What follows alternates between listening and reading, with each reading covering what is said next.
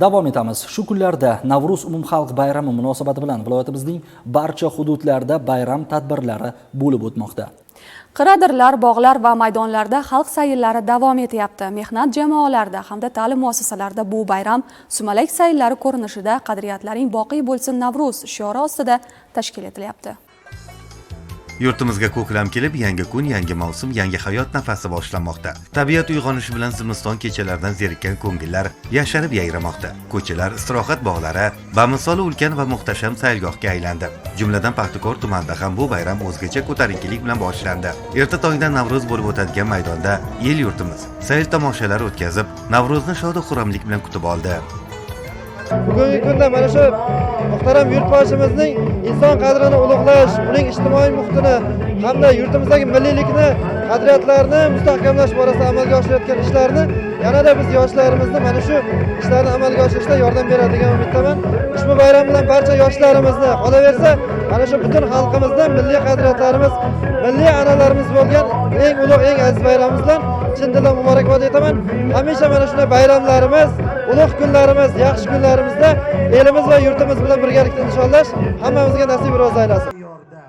Navruz munosabati bilan tashkil etilgan asosiy tantanada so'z olgan tuman hokimi ham Navruz olamning insonparvarlik, tinchlik va bag'rikenglik kabi qadriyatlarga uyg'un va hamohang ekanligi, bugun eng dolzarb vazifa bo'lib turgan aholi bandligini ta'minlash, atrof-muhit muhofazasini yaxshilash uchun yashil makon dasturini izchil davom ettirish kabi ishlarni kelgusida yanada kengaytirish muhimligi haqida qayd etib o'tdi. Shundan so'ng tuman madaniyat uyi va taniqli san'atkorlar ijrosidagi bayram dasturi namoyish etildi.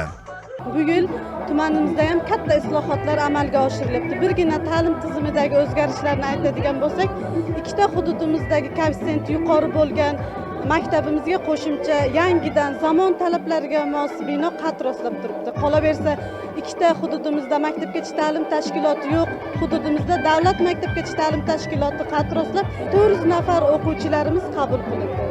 Davlatimiz rahbari tomonidan bizga barcha shart-sharoitlar yaratib berildi. Faqatgina biz yoshlar adolat bilan, vafo bilan, mas'uliyat bilan ishlasak, barcha ko'zlagan marralarni baland olamiz.